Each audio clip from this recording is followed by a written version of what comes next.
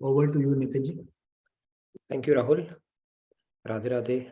Welcome everyone. Thank you, Gayatri ji and Padmini ji, for a wonderful session. Radhe Radhe, good morning, good evening, everyone. From my side, welcome to today's edition of Daily Wisdom from Bhagavad Gita. Hope you're having a great start to your day. I had a wonderful day and all geared up for another engaging, fascinating discussion that we're going to have. Let's get started. If you are new, I would like to hear from you. You can fill out the attendance tracker or put it in chat. We'd love to know more about you, but welcome. We do this session every day and we go one verse a day. Right now we are doing a recap series. So right now in chapter 3 as part of our recap, and from a sequence standpoint, we are in 4th chapter. So we shall be resuming after we are done with all the key concepts of chapter 3. But regardless, we keep going back and forth just to make sure that everybody's on board with the key concepts, and we can proceed as a group, regardless of when you are joining. Let me get started by sharing my screen and invoking the blessings of God and Guru, and then we'll get started. So let me share my screen. Let me know if you're able to see it. Yes, we are able to. Okay, we'll do our opening prayers then. Gurur Brahma, Gurur Vishnu, Guru Devo Maheshwaraha, Guru Sakshat Parabrahma, Tasmai Shri Guruve Namaha. Vasudeva Sutam Devam Kamsa Chanuramardanam Devaki Paramanandam Krishnam Vande Jagadgurum. Krishnam Vande Jagadgurum. So we invoke the blessings of Guru and God. God, who's himself the original Jagat Guru, like we do in our prayers. And the reason Guru is called Guru Brahma, Guru Vishnu, Guru Devo Maheshwara, Guru Sakshat Parabrahma, Tasmai Shri Guruve Namaha, is because, like Brahma, he gives us the knowledge. Like Vishnu, he maintains that knowledge. And like Shiv, he destroys the ignorance. That is why a Guru, a God-realized Guru, is equated to the Trinity itself. There's absolutely no difference between the Trinity, God, and Guru himself. Okay. They are at par, provided the God is God-realized. Okay, so let's get started. Verse 13, chapter 3. I'm going to recite it and then you're welcome to follow along. And the hand is already raised. Okay, let's do a change. Why don't you recite it and I'll follow along? Okay, let me do that.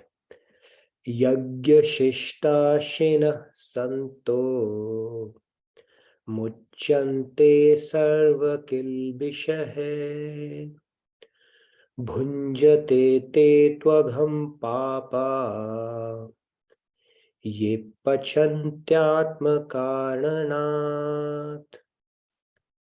All right, who do we have? Radhe Radhe Shyamji, please go ahead. Radhe Radhe. Yagya Shishtashini Santo Muchyante Sarva Kilvishe Bhunjate Te Tvagam Papa Ye Pachantyatma Karanat. Radhe Radhe. Thank you so much, Our Rahul. co-host has his own spinning wheel today. So Shyamji, thank you. I mean, you are the lucky one today. Okay. Thank I you think so much. he's spinning a wheel right now. So it doesn't matter who's raising the hand today. Okay, let's quickly pick up the hands and then we'll get started. Radhe Radhe Samji, please go ahead. Radhe Radhe. Yagna Shishtashin Santo Muchyante Sarva Kilbishai Bhunjate Te Tvagam Papa Ye Pachantyatma Karanat. Very nice. See, you recite like a Shatabdi, sometimes Rajdhani as well. So very nice though, very fluent. Okay, let's pick up the remaining hands. Radhe Radhe Sandhya ji, please go ahead. Radhe Radhe. Radhe Radhe Sandhya.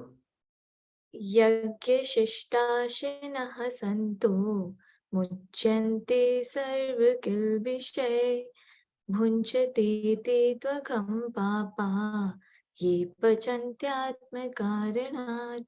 Wonderful, very nice, Sandhya. All right. Radhe Radhe Dinesh ji, please go ahead. Radhe Radhe Dinesh. यज्ञश्रेष्ठासिन सन्तो मुच्यन्ते सर्वकिल्बिषैः भुञ्जते ते त्वदं पापा ये पचन्त्यात्मकारणात्. Radhe Wonderful, Radhe. Dinesh. Radhe Radhe, thank you. Radhe Okay, Radhe quite a Sairam few ji, hands. We'll see how far we can go today. I think. Let's Radhe Radhe Sairam ji, please go ahead. Radhe Radhe Sairam ji. Radhe Radhe यज्ञशिष्टाशिनः सन्तो मुच्यन्ते सर्वकिल्बिषै भुञ्जते ते त्वगं पापा ये पचन्त्यात्मकारणात्. Wonderful, very nice, Sairam ji. Radhe Radhe. Okay, maybe last.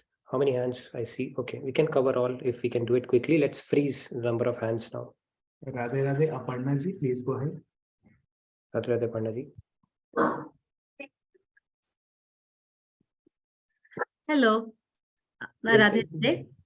Yajnashishtasena santo muchante sarva kilbishai bhunjate te tvagam papa ye pachantyatma karanat.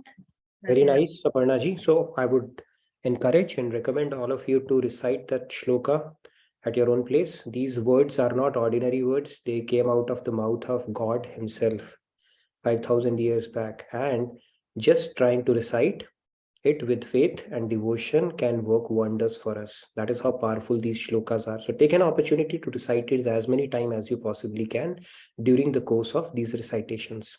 All right, let's pick the remaining last 5 hands then. There is one more hand. She was not able to raise her hand, but she's now. Okay, let's quickly take 5 and then we'll see. I think we Radhe need Radhe to Nayana ji, start it. please go ahead. यज्ञशिष्टाशिनः सन्तो मुच्यन्ते सर्वकिल्पिषै भुञ्जते ते त्वदं पापा ये पचन्यात्मकारणात्. Radhe Radhe. Very nice, thank you. Okay, maybe 2 more we'll pick up. Rahul, you can do your any, mini, miny, mo. And remaining we will pick up tomorrow. Radhe Radhe Hetal ji, please go ahead. Radhe Radhe Radhe. Radhe यज्ञशिष्टासिना सन्तो मुच्यन्ते सर्वकिल्बिषै भुजन्ते ते त्वदं पापा ये पचन्त्यात्मकारणात्. Wonderful, Hetal ji. Radhe Radhe Anita ji, please go ahead. Anita ji. Radhe Radhe यज्ञशिष्टाशिनः सन्तो मुच्यन्ते सर्वकिल्बिषैः भुञ्जते ते त्वघं पापा ये पचन्त्यात्मकारणात्. Radhe Very Radhe. nice. Thank you, Neeta ji. For remaining ones, we'll try to prioritize you tomorrow. So let's get started. We have some content to cover. So let's get started. So in this one, Lord Krishna is saying the spiritually minded who eat food that is first offered in sacrifice are released from all kinds of sin. Others who cook food for their own enjoyment verily eat sin only, or only sin. When I read for the first time, I was like, oh my God, I've eaten sin for most part of my life. Okay. But yeah, it carries weight. So anything and everything that is stated in Bhagavad Gita, it's like God is saying, help me, help you. Because these are the spiritual laws which, see, if there were no laws, then God would be whimsical. Then people would lose trust in the perfection of God. So there are laws which even he obeys. Right? There are prarabdha, all that stuff even God obeys. He doesn't make an exception to that rule. When he lost his father, he did not make an exception to say, hey, for Kaushalya mother, I will do some I will cut slack for you because you are my mother. Or for that matter, when Devaki was, she lost her, sons, she did not make an exception. Or having his nephew as Abhimanyu, he did not make any exception. So God is bound by his own laws as well, because it is perfection. And so from a spiritual standpoint, like we have been talking about this concept, when we use things for our use only, without having a spirit of sacrifice around it, then it verily becomes a binding karma. And it becomes a sinful activity at that point. Sinful, but it's not a sin like you're committing a murder or anything. But when God says sin, basically that means you are accruing binding karma around it, because it becomes upbhog rather than upyog, right? In Hindi, yoga and bhog, that changes the whole meaning of the object that is being used. What is changing? You're still consuming the product or the object there, but the consciousness makes all the difference, whether it is yoga or it is bhog.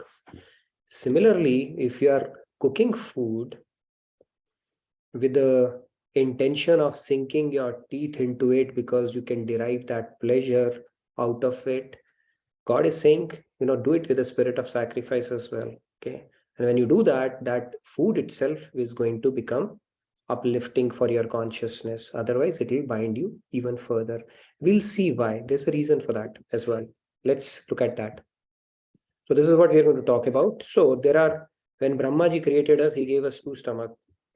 One is the stomach that we feed on the left-hand side. I hope it's your left as well. Yeah, it will be. And one is the food that we put in our head. The stomach gets filled temporarily, but the mind, it does not get filled. It needs more of it, more. And the thing is, whatever you feed your mind, it demands more of it. Same as stomach. If you tune yourself to an alkaline diet, then your stomach would crave for more alkaline stuff. If you train it to have acidic stuff, Haldiram and all, it will crave for that only. Similarly, the way you train your mind, it will bring more of its own kind. If you have trained your mind to let weeds come, weeds have a lot of good friends, brother from another mother, cousins and all, right? It brings more of its kind. So it's equally important what you are putting in your mind, as much important what you are putting in your stomach. Okay, so we'll focus on stomach today. Mind anyway will continue. So let's get started on this. All right, now in the Vedic tradition, as you would have seen your Dadi, Nani, and even your, some of the friends who are spiritual, when the food is cooked with the consciousness that the meal is for the pleasure of God, typically they take a portion of the food out, put it in a plate, a prayer is made for the Lord to come and eat it. And in some families, they would even offer it to God and then do the bhoga arti, and then take that, mix it with the food, and then partake it, right? That is a tradition that is followed. Now, what happens when we do that is what we are going to look at. So this is how it goes, right? This, you see, aloo, puri, chana, and all that stuff, good stuff, and you offer it to God. Okay, this is the tradition that is followed before you start partaking it. Now, Lord Krishna is stating in this verse that eating prasad, the definition of prasad is food that is offered as sacrifice to God. Okay, God, here is your portion. Okay, because you are the very cause of getting that food. You have arranged it for us. Okay, and it's an expression of our gratitude. It's not that God needs that food. He doesn't need that, right? He doesn't need food to subsist. When he's Atmaram, Atma Krida, and Atmarati, food is something he won't need. We'll see what he eats actually. When you offer food, you see food is staying there only, right? What is he eating truly? We'll get into that as well. And then when we do that, few things happen. It releases one from sin, and while those who eat without offering, they commit sin because it is binding. Again, it's going to take them deeper into the Trigunatmik Maya. Okay. The Rajasic tendencies would increase, Sattvic could increase, depending upon the kind of food you are taking, or Tamasic tendencies would increase, depending upon the food that you are taking. So that is a topic in itself. The kind of food you take that determines the kind of consciousness you acquire, because the food that we take, 1/3 of it becomes our body, 1/3 of it becomes our mind, and 1/3 of it gets eliminated. So, jaisa an, vaisa man. There is a saying in Hindi. That is how it is. And it is also said, jaisa pani, vaisi vani. You think when people get intoxicated, their vani starts changing. The first thing they want to do is to drive the bike that day, right? And make everybody around brothers and all. And the kind of guts they get when is, it's like I'm going to fight a tiger and knock the winds out of them. That all starts getting reflected in words. Why? Because they are inebriated state or intoxicated. So the kind of food or water that we consume has a direct impact on our consciousness. That is how powerful it is. So you might be eating an innocuous piece of bread or a rasgulla, but soon after it has become a body. Think of it. The food that you have consumed is actually become your body, and part of it has become your mind. It is going to reflect in your consciousness as well. That is how powerful the food that we take is. And when we do it as a partake or a remnant of God, then it purifies our consciousness. I'll tell you a quick story around it. Not story, I mean, it's a practical thing that happened in Latin America when ISKCON movement was picking up. Srila Prabhupada ji, he had enabled so many people who were devouring the nectar of kirtans, and just by chanting the name of Krishna, they were transforming their lives. So I used to famously say that Westerners at that time, they were hippies, and he converted those hippies to happies. Now, in Latin America, what they did was, some of what they used to do, even now probably they continue to do that, throughout the world, they would stand on the streets, traffic lights, and offer energy bars and a small Bhagavad Gita to people, whoever would come there. Now, people would think that they need something in return. That is why they are offering something to them. That is how the world works, right? Typically, somebody approaches you, that means they need something. So they would think that they need something, and that is why they are approaching them. However, they said, no, just keep it and just read it when you get time. And when they would be offered energy bars, obviously they'll consume it. That energy bar, right? It's a free energy bar. However, the key was those energy bars were first offered as a prasad to God in the morning kirtan or bhajan that they would do, morning Mangal Aarti, and that prasad was being distributed in the around throughout the day. And people who regularly consumed it, their consciousness started transforming, and they started flocking the temple, and a lot of people became devotees for the rest of their life. That is the power of prasad. And for most of the people, including myself, the first hook to a temple is food only. Okay, I used to go to Phoenix Temple because of the wonderful kadi chawal they would give. Aloo puri and kadi chawal every Tuesday. And I would utilize it as an opportunity to socialize with friends. So people will come, will gossip, chat around, do Hanuman Chalisa. But mind always used to be, okay, when will that aloo puri and kadi chawal come? Amazing. But one good thing leads to another. Yen ken prakar. And if you simply come to temple, keep eating prasad, something good will happen. Trust me. So even if the food is a stepping stone for our devotion, that is perfectly okay. God says everybody is welcome. But having that prasad itself will start transforming your consciousness, and you don't know where God may start building connects, and one good thing will lead to another, to another, to another. And that's how we got exposure to Swamiji, and rest is history.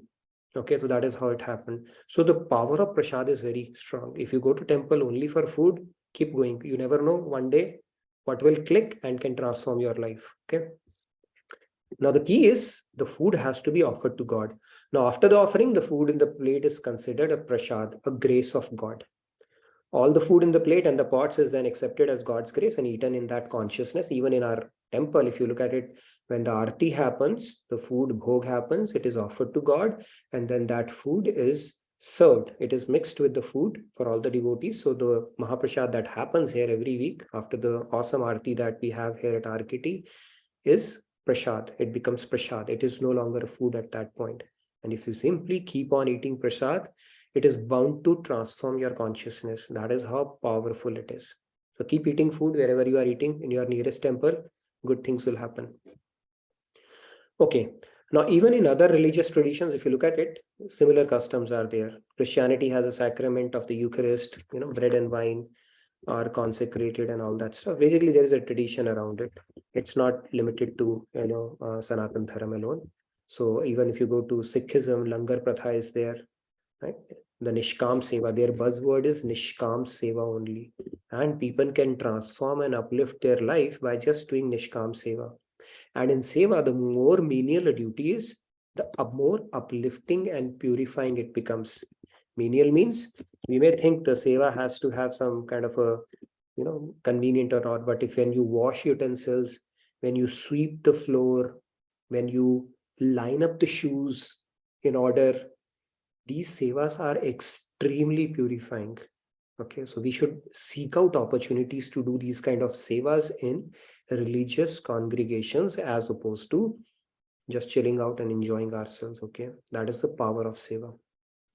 Okay, so let's continue. Now, now Lord Krishna, he goes further and he says, now there's a reason for that. He's saying sin, right? Sin is a pretty strong word.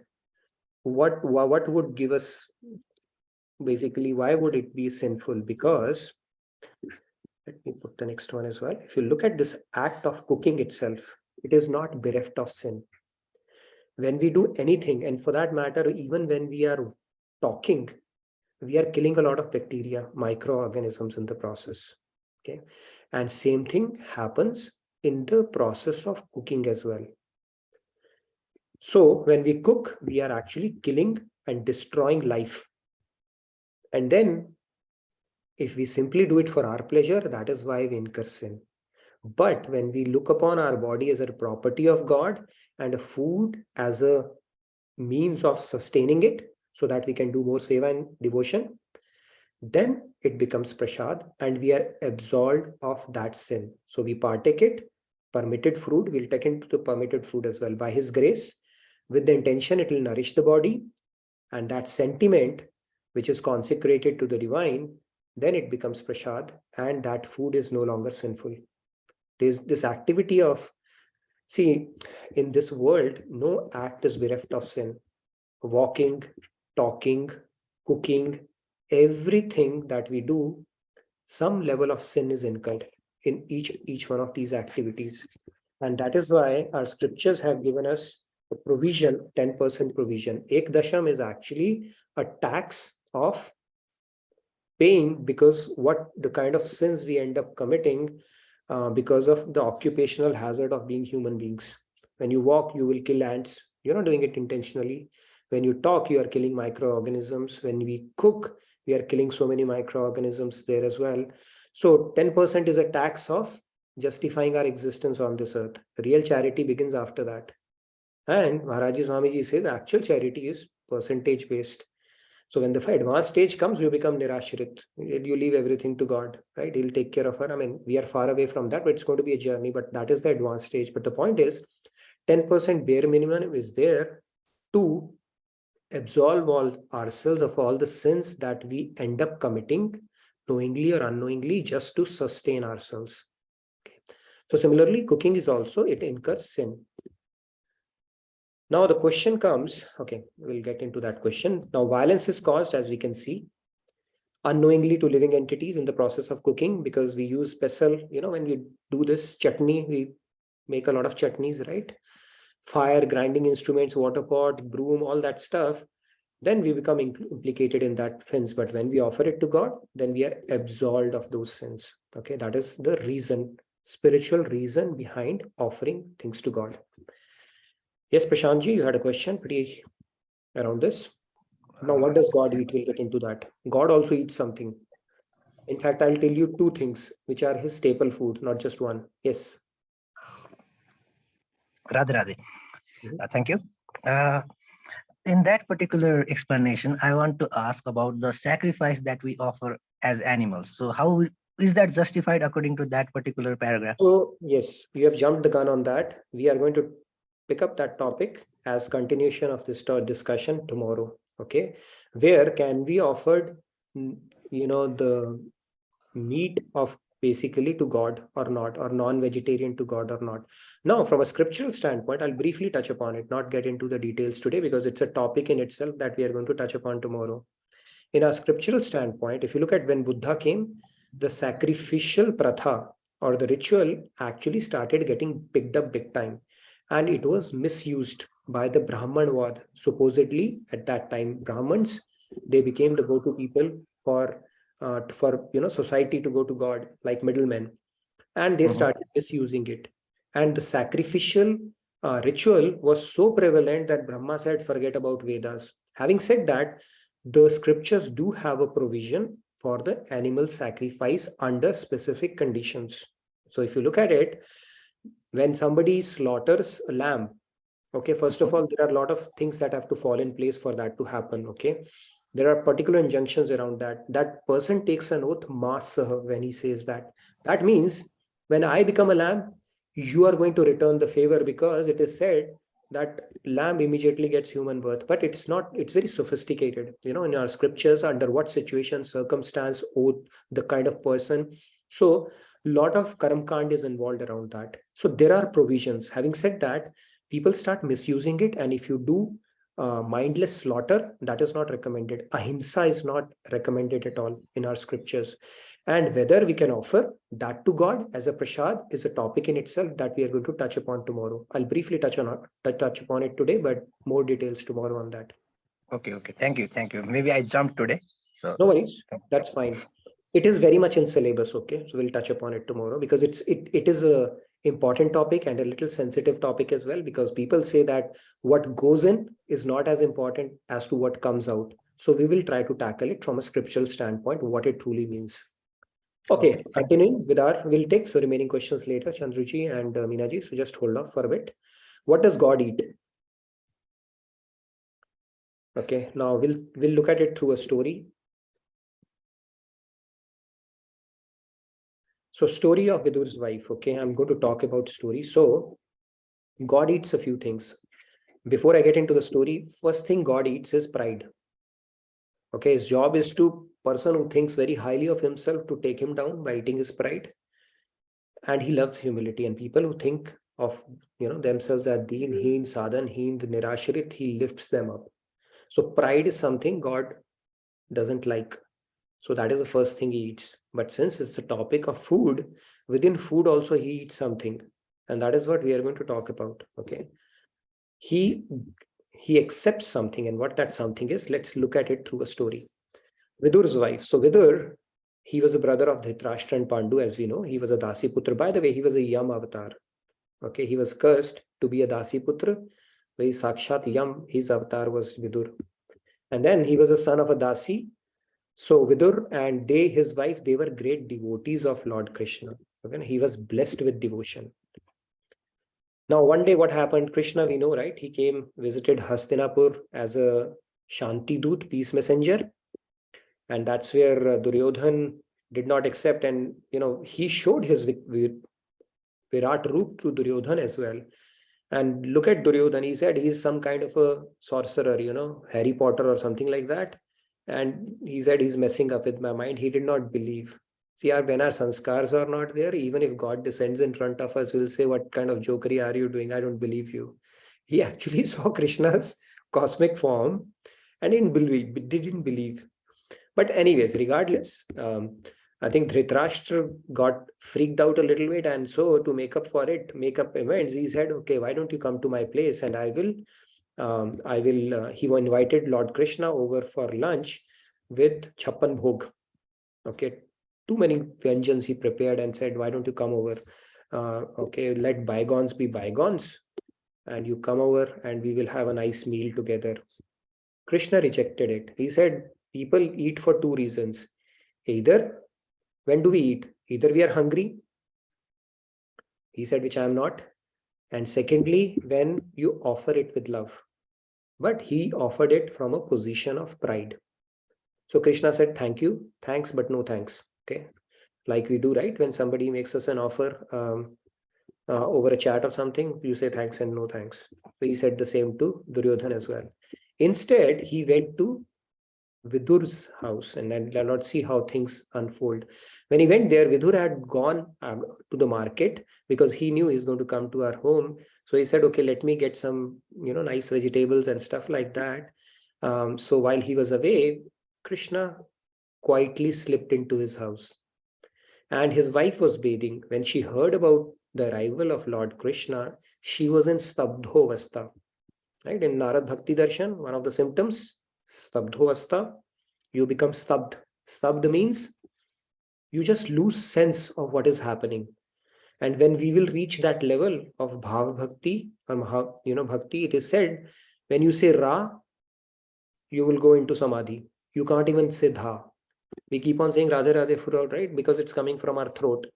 When it starts coming from our soul, understanding that God is present in the name, we will get into Stabdhovastha. Now, just imagine Vidur's wife, who knew who Krishna was, she came to know he's here.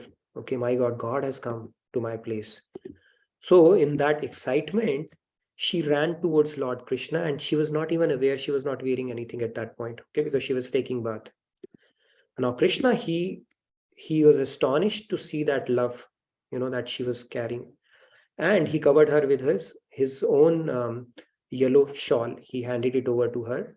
And then she escorted Lord Krishna and offered him seat at his place with great love and devotion. So she was in a similar state as Shabri was with Lord Ram, in a trance where she was tasting and offering him stuff. Now, what does she do? She's bought some food to eat, but she was so bewitched looking at Lord Krishna that she was supposed to feed him bananas. So she started throwing the pulp away and feeding him the peels instead.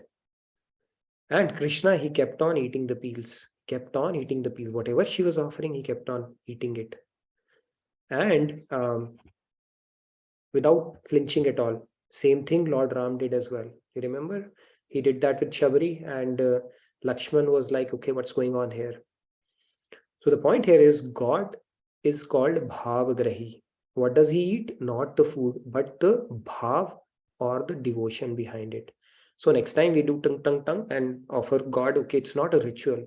When you offer it with love, he will accept it. And he does not need his mouth to accept anything. He can actually partake it through his eyes, just a plain gaze.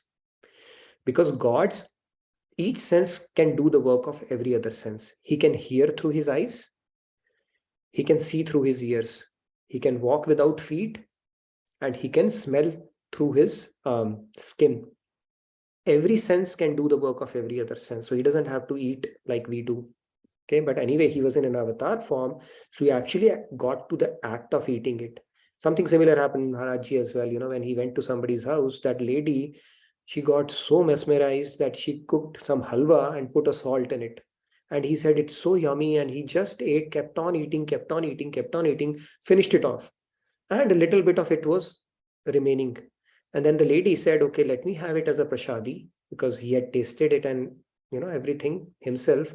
So as a prasadi, she took it, and then she realized, oh my God, I emptied the entire salt bowl and offered it to him. But the point is, the saints and God, they accept bhav more than the actual food itself.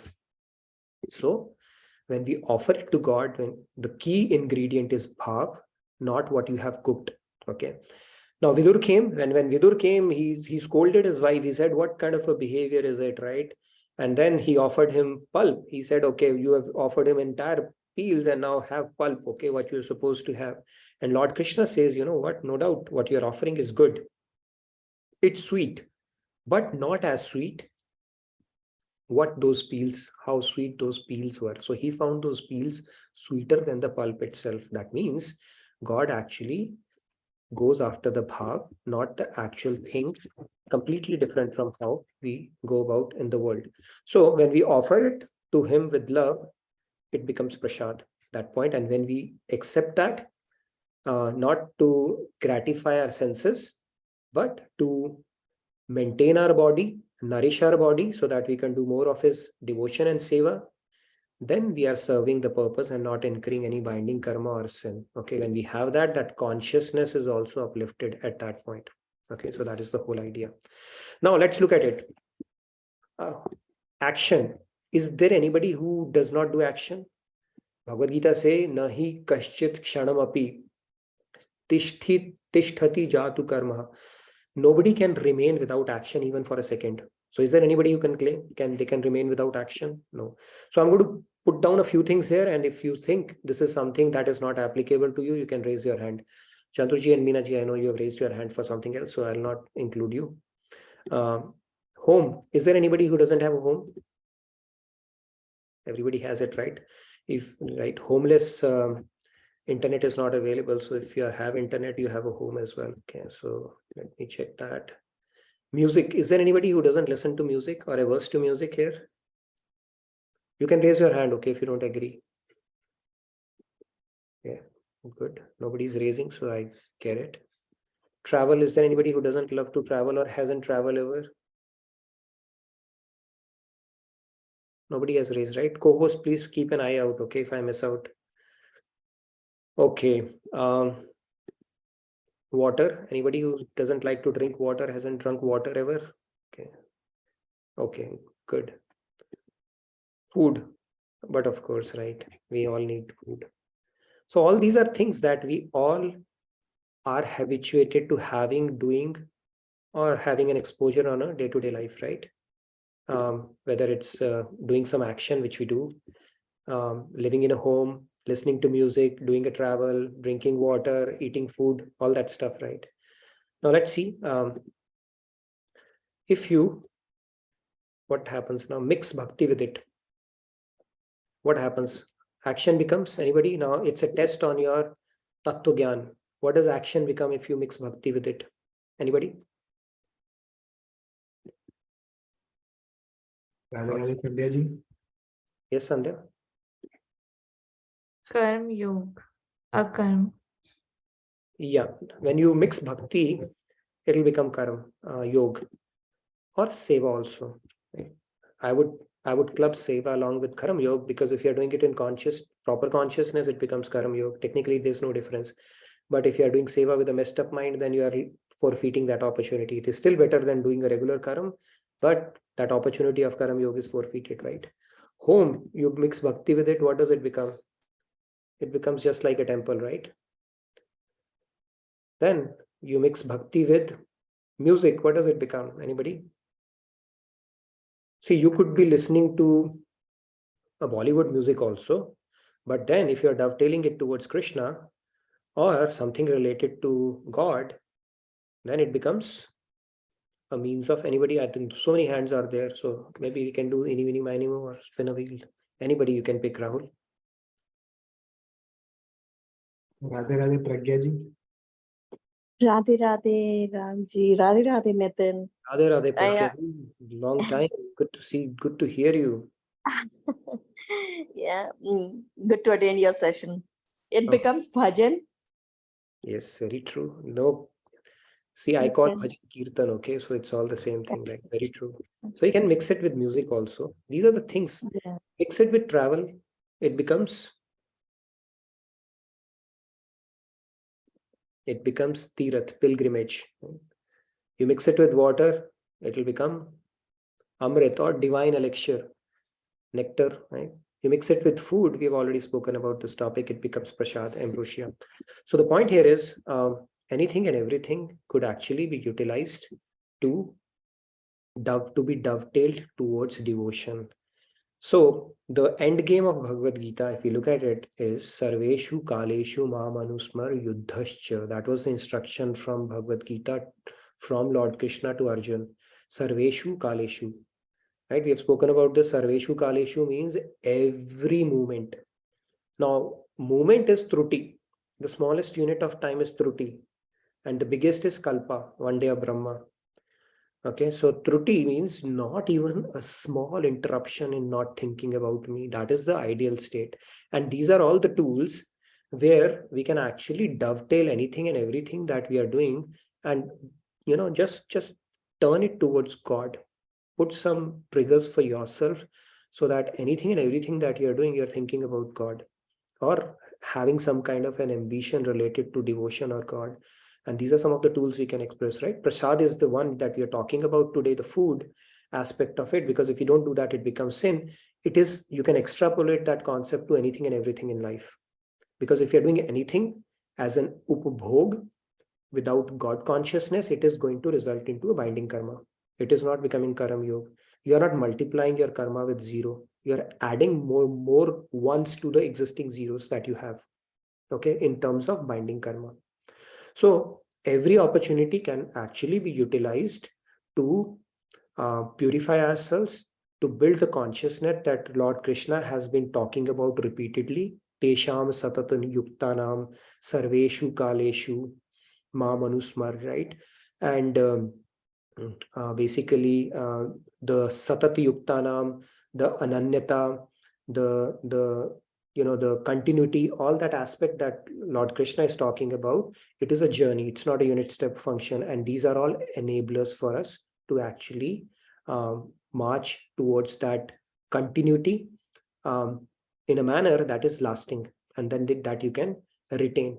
So it is spirituality becomes a way of life. It's not a weekly, monthly, quarterly, or an annual routine, right?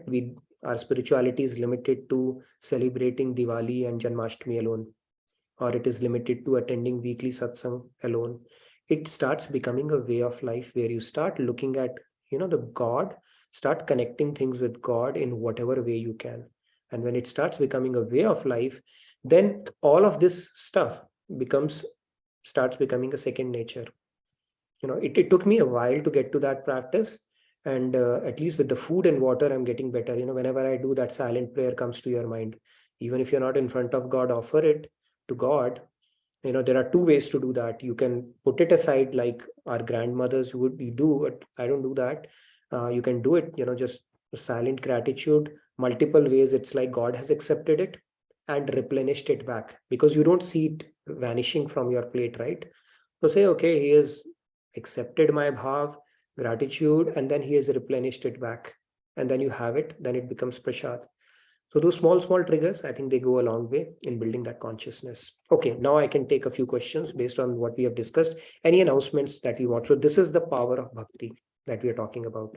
Mix bhakti with everything and enjoy what comes out of it. And tomorrow's topic, Prashantji had brought, this is what we are going to discuss tomorrow. Okay, we'll do a poll. We have our quiz master ready. We're going to test your knowledge with a few concepts around prema bhakti, siddha bhakti, and all that stuff, polish it up. And which diet is more conducive for spiritual growth is what we are going to talk about, and talk about the concept of non-vegetarian versus vegetarian, which can be a little tricky topic, but I'll see if I can do justice to it without creating a controversy tomorrow. Okay. Yes, let's do the announcements. I know we have a few announcements to make. Family camp, I'll make it. Please come over to family camp. Okay, that's the best time of the year here. Shyamji is upset whenever I bring that topic up, but Shyamji, there's an opportunity always, right? And if you cannot make it legally, yen ken prakaran for God, right? Let's talk about unofficial channels. But if you're in around Dallas, and if you have a tourist visa to US, please do come over. It's a wonderful time of the year. We all look forward to, and we block our calendars around that time of the year. Okay. So please do check it out. Long weekend, 4th July. That is the date you need to mark on your calendars. Secondly, I wanted to announce a quick thing. We are going to launch a Seva initiative. Okay. We are still working out the modalities around it. I know we do. A lot of you have already been in Seva, but we are doing it more in what you call that, whoever is able to do it. Now we are going to build some structure around it. So S will stand for selfless. E will stand for enthusiastic. V will stand for Vinamra. And A will stand for Ananya. We'll have 4 teams, and we'll have a point system. Very simple sevas. RKT posts, like, share, comment. Swamiji's videos, like, share, comment. If you create content or can help with some designing stuff, you will get brownie points. Okay, but we are working out the modalities, so look out for that. Some of you will be pre-assigned, some of you can express your interest, put it in the feedback tracker that yes, I want to be part of that seva. It's a great platform for you to get started and earn points on a weekly basis. You can keep log of your own seva. It is going to be an honor-based system to begin with. You do seva, we log a point, bingo. So think about it. Put in your interest in the feedback tracker. So while we work out the modalities, we can do some pre-enrollments and registrations for these 4 teams that we are going to float and have a good point system around that as well. So you have selfless, whichever one you can put your interest as well, that I want to be in selfless team, I want to be in enthusiastic team, I want to be in Vinamra team, or I want to be in Ananya team. Okay, these are the 4 things that you need to do seva anyways. And some of you are already doing it, so we'll make some pre-assignments around that as well. Okay, any questions on what we discussed today or otherwise? Happy to take those now. And Mahashivratri is coming up. We can make the announcements and then we'll take the questions. Yeah, so apart from these 2 major announcements, the first one is about Swamiji's India tour. So right now he's in Odisha and then he will be going to Ranchi in mid-February. And then we have Mahashivratri celebrations coming up at RKT Dallas from February 17 to February 19th. So the details are in the chat, so please check those out. And there is one more new announcement about the Holy Fest, which will be happening on March 11 in Dallas. So the details are also again in the chat. So that's it for the announcement part. And let's take Chandruji. Radhe Radhe Chandruji. The question over there earlier was, what does God eat? Right? The story, Shiva was visiting a devotee and he was a hunter and he lived in a small cottage. It was a scene from the movie, from the Shiva's serials. And I remember saying that this hunter did the, the food that he would slaughter and sell in the market. But when Shiva visited him, he had nothing else to offer him but that meat. And he did cook it, and his wife cooked an excellent meal, and Shiva ate it with pleasure, with a lot of love. And all the devtas on the top are watching, looking down at Shiva. What is he doing? How can he eat the meat? That is, no for them. But that was like, what does God eat? God eats anything and everything if you offer it with devotion and a lot of love. Just wanted to share that. Thank you. Thank you, Chandruji. Beautiful story. In fact, I think it's probably the same story in which the hunter would not only offer meat to him, but also spit water, because shivling, we put water on him, because I think his both hands would be, occupied, and that was the only way he would be able to offer water to him. And Shiva would accept that as well because his bhav was pure, right? So great pandits, if they offer water, following the proper rituals, however, not having bhav, God would prefer the other one, as opposed to when you are doing it purely as a mechanical exercise, because he's bhav grahi. Right? He doesn't need food as such. Whatever is the bhav, and bhav is something that is very, very important on the path of devotion. It is something that needs to be decorated, enriched, and preserved over time. We need to keep on enhancing our bhav. We need to enrich it, deepen it, and preserve it, because bhav is the real thing in devotion. I spoke about Chaitanya Mahaprabhu. He had such deep sentiments towards Jagannath Murti that he would not go close to that Murti. Why? Because if he sees some kind of an imperfection, his bhav may get distorted. So he would watch it from a distance only. And the temperature of his body would rise so much that, where he would put his fingers, there are still imprints. It would even melt the stone. So those are the stages that saints reach. So bhav is very important, and bhav is essentially what God eats when we offer him something with love, not the actual food as such. Having said that, we will talk about this concept of diet for normal mortals.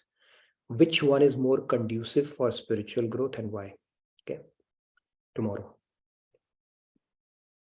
And can we offer non-vegetarian food to God? Okay. not in the state of that hunter. Okay, that is more of an exception, but in general, we'll talk about that concept as well. Okay, let's take remaining hands. Radhe Radhe Meena ji. Radhe Radhe. I'm sorry I cannot come on video because it's very. No worries, Meena ji. Yeah. Can you hear me? We can hear you, but we can't. Yeah. I'm so sorry. That's what I'm saying. I cannot come on video because it's Yes. night. Okay, sorry. Yeah. So just want to add like what God eats. So two more points. Like anyhow, you will be covering it tomorrow. Patram pushpam phalam toyam yo me bhaktya prayachati tad aham bhakti upahritam ashnami prayatatmanaha. The verse explains what God eats, and especially when you spoke about how just now with Chaitanya Mahaprabhu. There are like I have read Chaitanya Charitamrita by Srila Prabhupada ki jai, where there is in Antya-Leela, Lord Chaitanya Mahaprabhu, who is Krishna himself, and our own Kripaluji Maharaj, who is Chaitanya Mahaprabhu himself. He's an incarnation of Chaitanya Mahaprabhu. So in the Antya-Leela, when he is about to leave his mortal body, the Sthul Sharira, the bhav which he had, I'll just said only 2 incidents there. So he used to search for, he had a bhav of Radharani, okay. He came as a devotee and came as Radharani's bhav.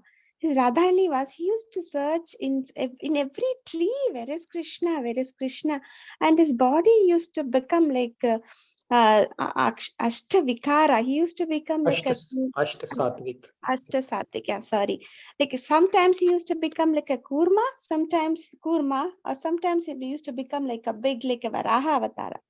So his body used to show that symptom. And the other thing is, just before he left his body to Jagannath, he was so young in his 40s.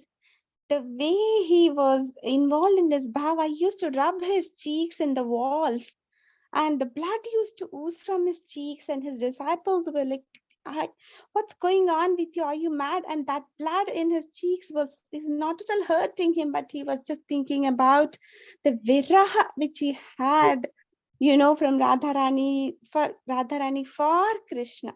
Jai Sri Krishna, Radhe Radhe. Thank you so much. True. Yeah. So saints, they do manifest Ashtasatvik bhavs. I think we spoke about this topic. Maybe we can bring it in one of the sessions. But yes, God says that, offer me patram pushpam phalam toyam. Even a leaf. If not leaf, you can offer a flower. If not flower, maybe a fruit. If not fruit, maybe just water. If you do it with love, I'll accept it. Very true. Thank you. Okay. Yes, a few more hands, and then we get into our devotional segment. And I have 3 participants, so you will be amazed to see their names. Okay, so just stay back. We'll start dot at 10 o'clock. We finish our philosophy and get into devotion at 10 o'clock. So let's quickly take the remaining hands. Radhe Radhe Hitalji. Radhe Radhe Hitalji. We are not able to hear you. Let's go to Sandhya ji. Radhe Radhe Sandhya ji. Radhe Radhe. I mean, it might be part of. These are just some lines that I couldn't stop myself from sharing. So all of us might have heard it. भाव का भूखा हूं मैं, भाव ही बस एक सार है, भाव से मुझको भजे तो उसका बेड़ा पार है. And just 2 more from the Bhog Geet, which are related to Vidurani.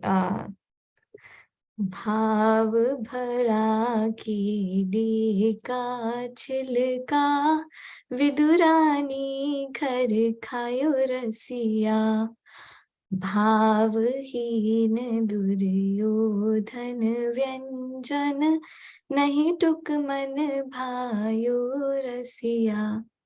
Very true. Yeah, this is the Bhog Arti that we do that. Beautiful. Very nice, Sandhya. True. So God is Bhavgrahi. So God is basically telling, help me help you. That's all he's saying. He doesn't need that. But see, the biggest quality of God is called God. There are so many definitions of God. God is Patit Pavan. God is Deen Bandhu. God is Bhakt Vatsal. But the biggest quality of God is Bhakti. He becomes your slave. Can you believe it? He's willing to become your slave. And he's willing to give that privilege to you. But for that, you have to first prove you are willing to become his slave, okay? So that thing is governed by bhav only.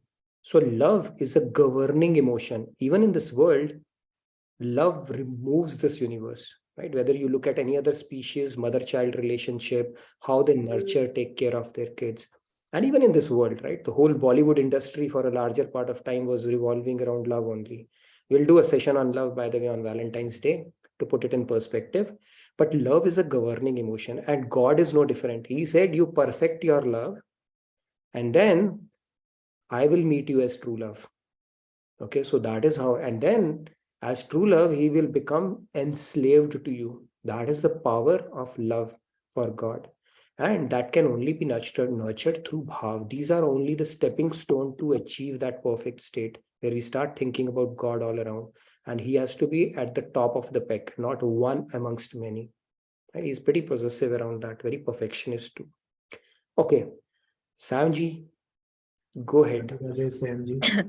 Radhe Radhe Nitinji. Yesterday, I wanted to ask one question which I placed in the attendance tracker. I don't know if you have seen that. Why And does second one is Krishna what makes steal butter? yeah. Yeah. I Okay. mean, people gave so many nice points you also mentioned, but in the process, I totally lost on the point why he actually stole butter.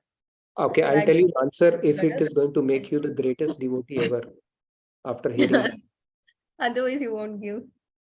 No, it's like, okay, hell, Krishna, see, when God does something, it's never for his sake. Okay. So even the gopis Rahuji, please. secretly, Rahuji, please don't mute. I did not complete my answers. Sorry, my questions. yeah, he would see, even gopis used to secretly say that when will Krishna come? Whenever they would churn butter, in their mind, they are contemplating, I'm going to put it and then Krishna is going to come and steal it from my house. They would crave for that. Okay, they'll put on an act that you are doing a mischief and I'm not happy with you. They would do anything to that darshan of Krishna. That is how bewitching his form was. And he would make them happy by doing that mischief. It's like gopis would feel envious of other if Krishna has not done mischief in their house and done in somebody else's house. And secondly, I think part of the butter I've heard, I was reading somewhere, I don't know how far it is true, is other aspect of it was that butter used to be the gold standard those days. Like we have currency, rupee, paisa. Butter used to be the tax like that would go around that time of the year, and people were very attached to that because it used to be like a currency as a barter thing. So to break their secret stash, okay, don't have attachment to that thing. Again, you have to think multiple theories around it, but he would fulfill the Yeah, desire that's of what. gopis to help them. All the gopis, how come all the gopis Hey, would but Sanji, you have think to of trust butter me. only? Yeah, butter only. That is how it is. Okay. And yeah, second one is what is the difference between Bhaktavatsal and Bhaktavashya? From Vatsal devotee point of means view, what makes God Bhaktavatsal and like qualifications required for Bhaktavatsal, for God to be Bhaktavatsal, Bhaktavashya? so Bhaktavatsal means dear. It's very dear, but when you fall in love and you are willing to become a slave, it's a little higher level of love, right? Somebody is dear to you, but for somebody you are willing to become their slave also. So that degree of love is, I think, a little more intense when it comes to Bhaktavashya. Okay. Okay.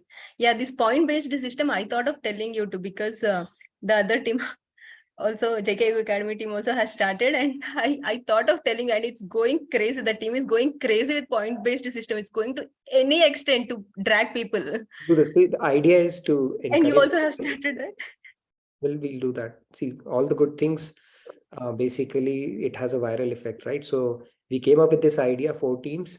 It is going to be honor-based system. So idea is to be competitive in a divine way. So the whole idea is for people to get habituated to doing seva. Right now, they are thinking they're too busy. There's no platform, no direction. This way, when we look at each other, even if it's few minutes a day, at least it'll start getting into a routine and it'll grow on you. And trust me, when you start doing seva, it will surprise you by showing you how much time you had. And then you'll feel really how much time I've already wasted. I could have done something good about it. And when you do seva, you are the biggest gainer, not somebody else.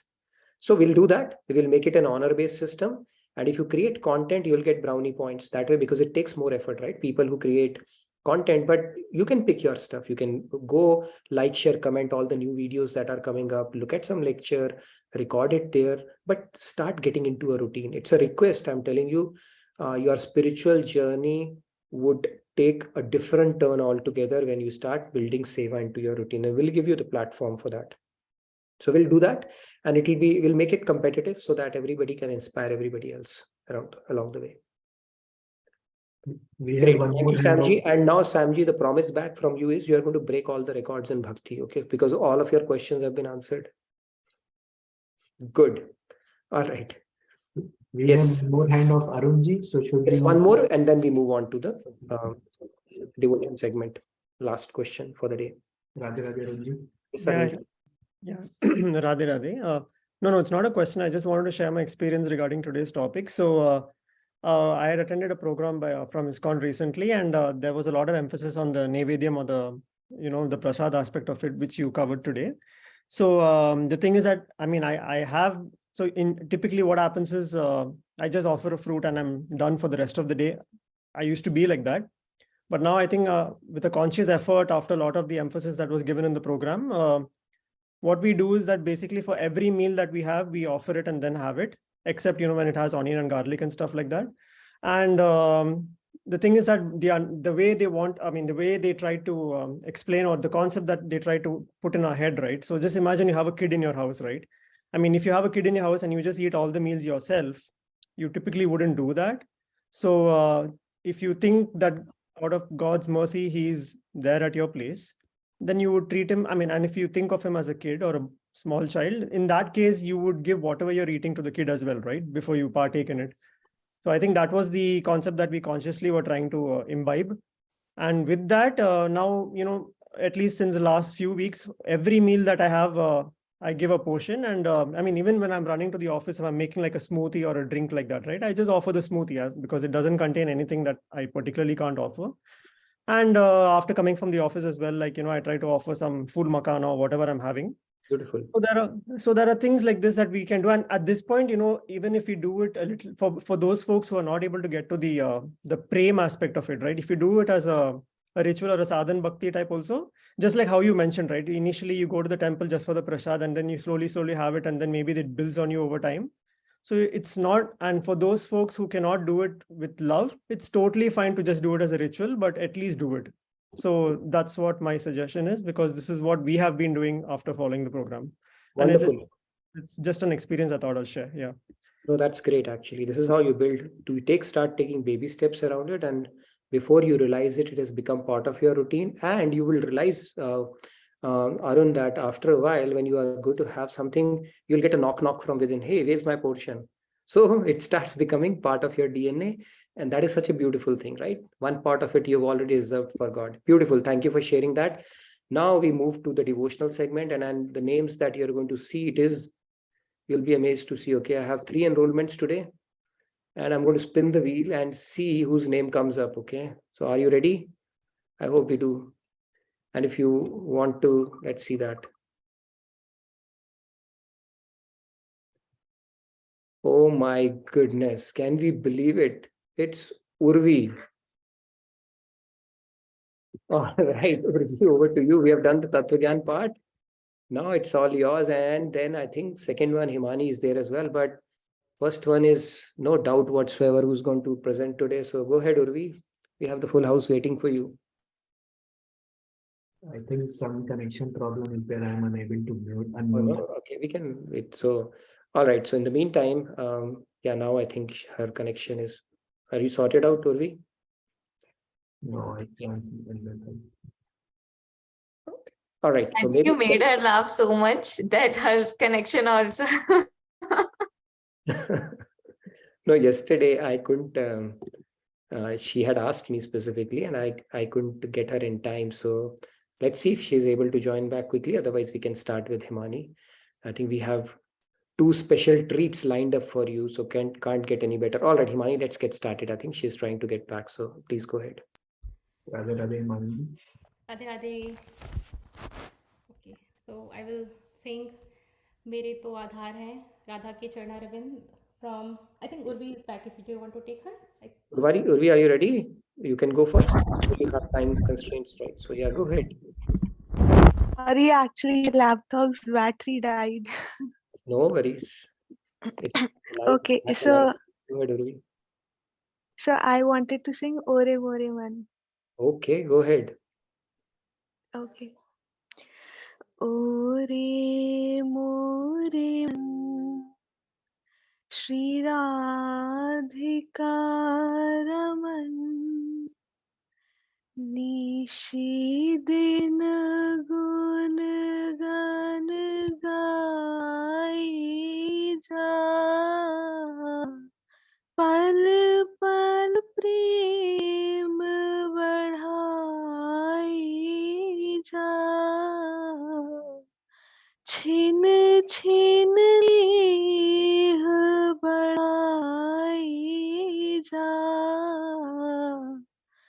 वह जीवन क्या जीवन जिसमें जीवन हन से प्यार न हो, है वह प्यार प्यार क्या जिसमें पिय सुख में बलिहार न हो,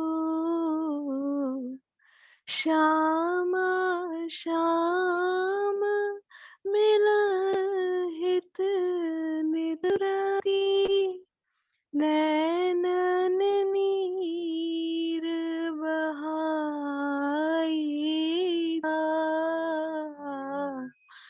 मन गोविंद गुण गाई जा,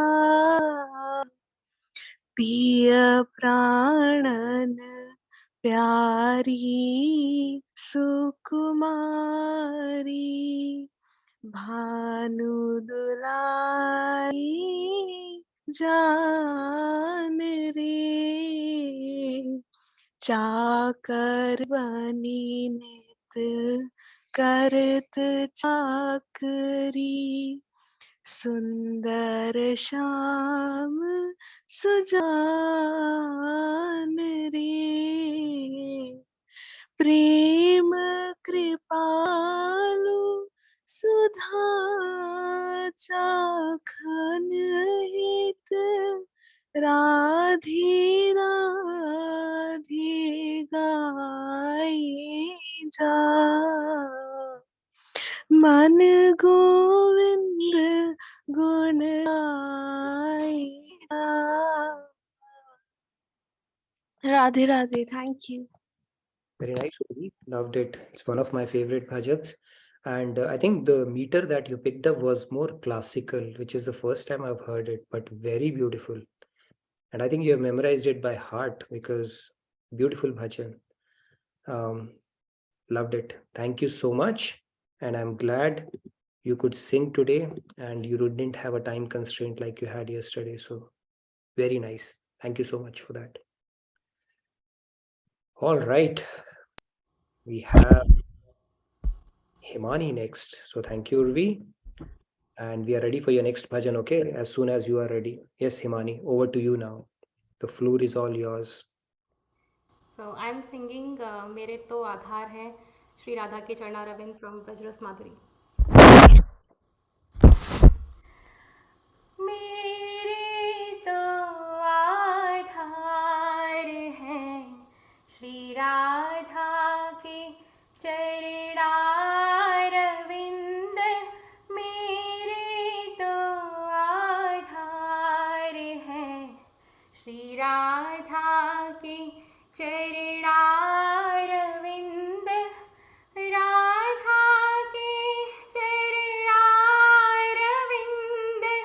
प्यारी के चरणारविंद,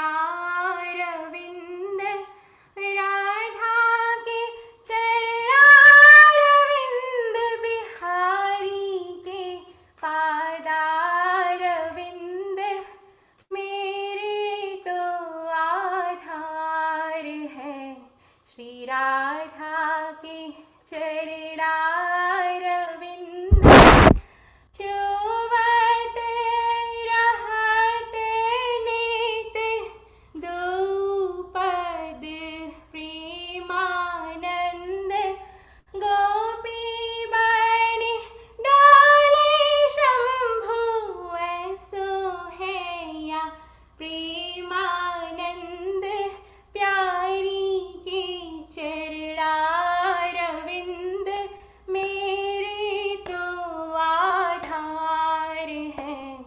श्री राधा के चरणारविंद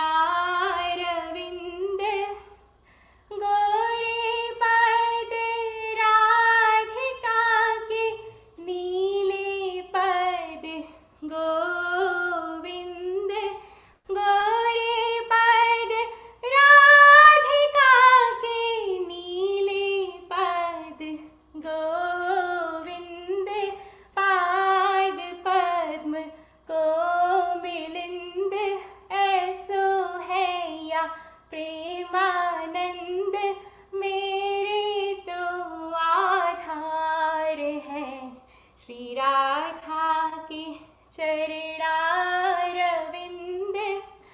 मेरा मन हई है कब पाद पद्म को मिलिंद मेरा मन हई है कब पाद पद्म को मिलिंद चिन्मय दो पद द्वंद का जाने कृपालु मंद ऐसो है या प्रेमानंद पाद पद्म को मिलिंद प्यारी के चरणारविंद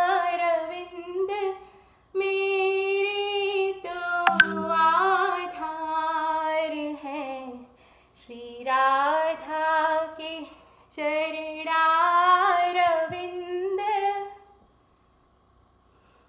Beautiful, Himani.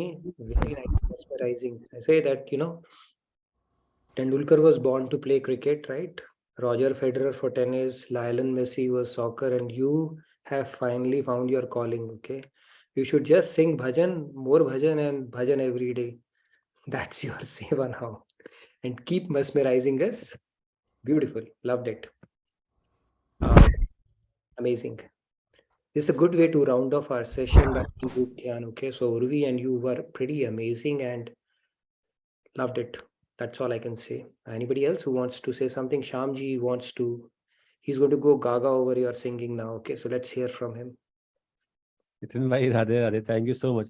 तो मुझे समझ नहीं आ रहा कि मैं करना क्या है मुझे. एक तो सारे प्रोग्राम्स आप डैलस में करते हैं, हम लोग यहाँ भारतीय बैठे हुए हैं. मैं क्लास भी करता हूँ यूएस वाली, इंडिया दिल्ली में बैठ के. ऊपर से पहले लोग भजन गाते थे गिटार और कीबोर्ड के साथ. आज हिमानी जी ने डांस भी कर दिया. अब मैं समझ नहीं पा रहा हूँ कि मुझे कल से गाना गाना है गिटार के साथ कि डांस करना है, गाना गाना भी कि नहीं भी गाना. आपको मेरी समझ कल से बाहर सब कुछ. गिटार के साथ गाना गाते हुए डांस करना है. Can I make it easy for you? क्या नितिन भाई, जो जो काम नहीं करना ना, वही वही काम मुझसे करा रहे हैं कृष्णा. अब समझ नहीं आ रहा वो चाहते क्या है मुझसे भाई. बस enjoy the way this actually a journey. This journey itself is so enjoyable कि you just have to fasten your seat belts and enjoy the ride. सोचना नहीं है, just go with भाई दिक्कत क्या है कि बेल्ट ही नहीं ना, बस there is no seat belt here. तो वो हम ऐसे घुमा रहे हैं ना, झुला रहे हैं ना, समझ से बाहर है. I don't know but thank you so much. So blissful around here and I am glad I joined this group, no any other group. अब आप डैलस में होली मनाए या शिवरात्रि मनाए या जन्माष्टमी करें, जब मेरे बस की होएगा तो मैं आ जाऊंगा. एक एक का हिसाब लूंगा मैं आप सब लोगों से चुन चुन के. You are present in spirit regardless, Shyam bhai. So all good. Wonderful. Thank you so much. Are we good for the session then? Yes. Okay. Yes, Meena ji, real quick, if you have something. Meena ji. Yeah, like how Shyamji said, I just want to end this session with that small 2 lines. Although I'm in US, but I don't know, I didn't come to Dallas anytime. So I just want to say a few lines. It's a movie song, but it's only 2 lines, okay?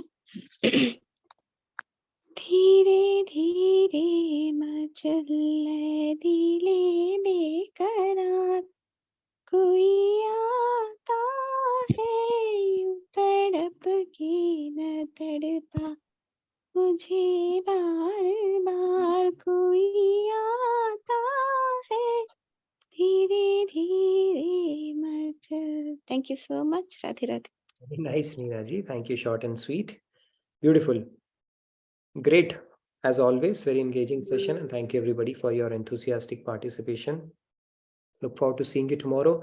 We will have a polling tomorrow. It's not going to be competitive, but it's a good opportunity to test out your Tattva Gyan, have some interaction around it. And then, of course, we are going to talk about the non-veg versus veg aspect of it a little bit tomorrow. So I look forward to seeing you tomorrow. Stay blessed, stay warm, and have a good rest of your evening and rest of your day. Anything else from anybody real quick? Yes, Radhe Radhe everyone. Feedback tracker, please do fill it out if you haven't done it so far. And the videos for last week are uploaded. You can check it out on our portal as well as on YouTube if you want to. And that's all. And look out for that Seva thing. If you have interest, fill it out. We will do some pre-assignments, but please do sign up for that. Great way to add a good routine to your life and start doing a little bit of Seva and see where it takes you. Okay, it's important we evolve as a group. Great. Okay. Yes, Rahul. I'm just saying Radhe Radhe, and there is a message from Chandruji. Thank you everyone for this uplifting session. Radhe Shyam. Radhe Shyam. Good night. Radhe Radhe.